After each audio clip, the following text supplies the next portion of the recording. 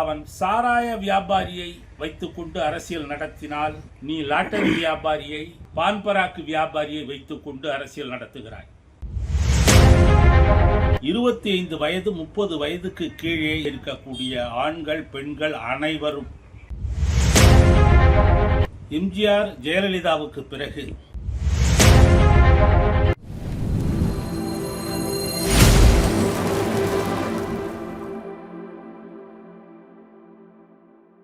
Sri media Tamil பார்வையாளர்களுக்கு வணக்கம். நாடு முழுவதும் பலர் பேசியதை நாம் திரும்ப பேச வேண்டியதில்லை. தண்ணீர் வசதி செய்து கொடுக்க வேண்டும், ஊருக்கு அப்பால் நடத்த வேண்டும். கலைஞர் காலத்தில், அண்ணா காமராஜர் காலத்தில் கரூர் பொதுக்கூட்டம், நாமக்கல் பொதுக்கூட்டம் என்பார்கள். இரவு நெடுநேரம் பேசுவார்கள். திருச்சி மாவட்ட மாநாடு, தென்னார்காடு மாவட்ட மாநாடு, கரூர் மாவட்ட மாநாடு என்று போடுவார்கள். ஏதாவது ஒரு திரையரங்கத்தில், கல்யாண மண்டபத்தில் பேசுவார்கள். இதுதான் அந்த காலத்து பழக்கம். அது ஊரில் உள்ள மக்களுக்கு தொந்தரவு இல்லாமல் இருந்தது. மக்கள் கட்சிக்கும் கட்சி வேலை திட்டத்திற்கும் பணம் கொடுத்துவிட்டு தலைவர்களுடைய உரையை கேட்டுவிட்டு வந்தார்கள். இப்பொழுது மக்களுக்கு சாப்பாடு பணம் கொடுத்து அழைத்து கொண்டு போக வேண்டியதாக இருக்கிறது. இந்த பெரும் கூட்டம், நாம் ஏற்கனவே சொல்லியதைப் போல இந்த பெரும் கூட்டம் சொல்லுவது என்ன? எம்ஜிஆர் ஜெயலலிதாவுக்கு பிறகு, கலைஞருக்கு பிறகு ஒரு கவர்ச்சி உள்ள ஆளுமை இல்லை. இதைத்தான் இந்த கூட்டம் சொல்லுகிறது. ஆரோக்கியமான ஒரு அரசியலை இங்கே எதிர்க்கட்சிகள் நடத்தவில்லை. நாம் பல ஊர்களுக்கு போனோம். தஞ்சாவூர், திருச்சி, பெரம்பலூர், அரியலூர், திட்டக்குடி, ஜெயங்கொண்டம், பெண்ணாடம், கடலூர், இப்படி நண்பர்கள் வீடுகளுக்கும் உறவினர்களுடைய வீடுகளுக்கும் சென்றோம். அங்கே 25 வயது 30 வயதுக்கு கீழே, 25 வயதுக்கு கீழே இருக்கக்கூடிய ஆண்கள் பெண்கள் அனைவரும் விஜய் விஜய் என்று சொல்லுகிறார்கள். போன தலைமுறையில், அதாவது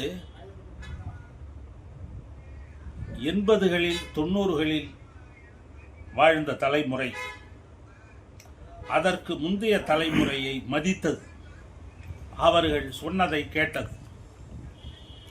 அதே போல 60களில் 50களில் பிறந்த தலைமுறை சுதந்திர போராட்ட கால தலைமுறையை மதித்தது, அவர்கள் சொன்ன வழியில் நடந்தது. ஆனால் இன்றைய தலைமுறை இதற்கு முன்பு உள்ள தலைமுறையினுடைய பேச்சை கேட்பதற்கு தயாராக இல்லை.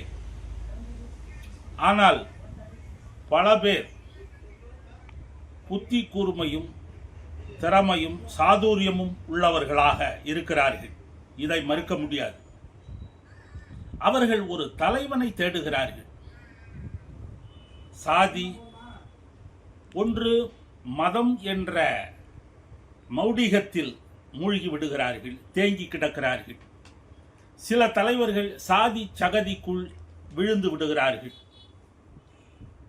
சாதி, மதம், வர்க்கம், இதையெல்லாம், மொழி, இனம், இதையெல்லாம் கடந்த ஒரு தலைவனை அவர்கள் தேடுகிறார்கள். ஒரு கவர்ச்சி மிக்க ஆளுமையை தேடுகிறார்கள்.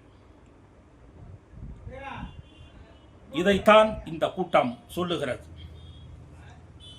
மாற்றம் தேவைதான்.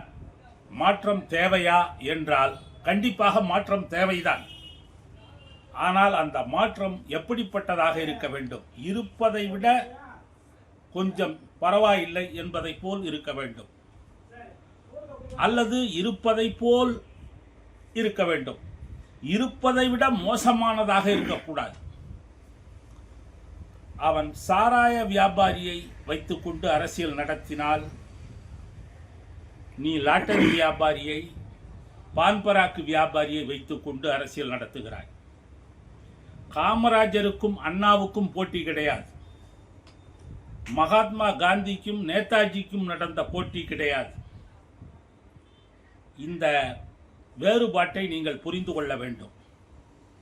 குறுநில மன்னர்களுக்கு இடையே போட்டி நடைபெறுவது அரசியல் போட்டி அல்ல, அரசியல் போர் நடைபெறுவது வியாபார போட்டி அல்ல, வியாபார போர். இந்த யுத்தத்தில் சாதாரண மக்கள் அழிகிறார்கள்.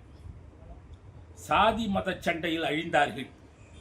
இப்பொழுது வியாபார போட்டியில் அழிகிறார்கள். நன்றாக கவனிக்க வேண்டும். இது அரசியல் யுத்தம் அல்ல, வியாபாரிகளுக்கு இடையே நடைபெறக்கூடிய யுத்தம். பாவம் இளைஞர்கள், பாவம் மாணவர்கள்.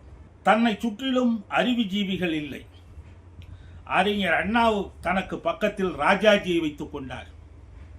தனக்கு பக்கத்தில் குன்றக்குடி அடிகளாரை, மாப்போ சிவஞானத்தை வைத்துக் கொண்டார். காயிதே மில்லத்தை வைத்துக் கொண்டார். இவர்களுக்கெல்லாம் வாக்கு வங்கி கிடையாது. இவர்கள் இல்லை என்றாலும் அண்ணா வெற்றி பெறுவார். இருந்தாலும் இவர்களை எல்லாம் பக்கத்தில் வைத்துக் கொண்டார். அதே போல புரட்சி தலைவர் எம்ஜிஆர் அவர்கள் காங்கிரஸ் தலைவர்களை, கம்யூனிஸ்ட் தலைவர்களை பக்கத்தில் வைத்துக் கொண்டார். இவர்கள் இல்லை என்றாலும் எம்ஜிஆர் வெற்றி பெறுவார். ஆனாலும் தேசிய தலைவர்களை, பொது உடைமை இயக்க தலைவர்களை பக்கத்தில் வைத்துக் கொண்டார் எம்ஜிஆர். அதே போல அம்மையார் ஜெயலலிதா அவர்களும் தனக்கு பக்கத்தில் அறிவுஜீவிகளை, பொது உடைமை இயக்க தலைவர்களை, காங்கிரஸ் தலைவர்களை வைத்துக் கொண்டார். அவர்கள் எல்லாம் இல்லை என்றாலும் அவர்கள் வெற்றி பெறுவார்கள். ஆனாலும் தன்னை சுற்றி அவர்கள் அனுபவசாலிகளை, அறிவுஜீவிகளை வைத்துக் கொண்டார்கள். அதே போல மகாத்மா காந்தி, அதே போல ஜவஹர்லால் நேரு தனக்கு பக்கத்தில் அறிவுஜீவிகளை, பொருளாதார நிபுணர்களை வைத்துக் கொண்டார். கார்ப்பரேட் முதலாளிகளை, வியாபாரிகளை, சமூக விரோதிகளை, கட்ட பஞ்சாயத்து பேசக்கூடியவர்களை வைத்துக் கொள்ளவில்லை. நேருவினுடைய எழுத்தும் பேச்சும் நூல்களாக வந்திருக்கிறது. மகாத்மா காந்தியினுடைய எழுத்தும் பேச்சும் புத்தகங்களாக வந்திருக்கிறது. ஜீவாவின் எழுத்தும் பேச்சும் புத்தகங்களாக வந்திருக்கிறது. எம்ஜிஆரின் எழுத்தும் பேச்சும் புத்தகமாக வந்திருக்கிறது. அறிஞர் அண்ணாவின் எழுத்தும் பேச்சும் புத்தகமாக வந்திருக்கிறது. ஆகவே விஜய் அவர்கள் கொடுக்கின்ற மாற்றம் நல்ல மாற்றமாக இருக்க வேண்டும். இந்த அறிகுறி நல்ல அறிகுறி அல்ல. கலைவாணர் மறைந்த பொழுது அண்ணா அவர்கள் சொன்னார்கள், பேய் குரலில் பேசுகிறது காலம் என்று சொன்னார். அந்த அளவுக்கு வருத்தப்பட்டார் அண்ணா அவர்கள். அண்ணாவும் எம்ஜிஆரும் திறமைசாலிகளை தேடி போய் பார்த்தார்கள். அகங்காரத்தோடு இருக்கவில்லை. ஆகவேதான் அவர்கள் வெற்றி பெற்றார்கள். இவரும் அதை போல அறிவுஜீவிகளை பக்கத்தில் வைத்துக் கொள்ள வேண்டும். இல்லை என்றால் தேடி போயாவது அவர்களை அழைத்து வர வேண்டும். இல்லை என்றால் இந்த மாற்றம் ஏமாற்றமாகத்தான் இருக்கும். ஆகவே இந்த பெரும் கூட்டத்தை நல்ல வழியில் கொண்டு போகக்கூடிய கடமையும் பொறுப்பும் நடிகர் விஜய்க்கு இருக்கிறது. வாழ்த்துக்கள், வளரட்டும். நன்றி, வணக்கம்.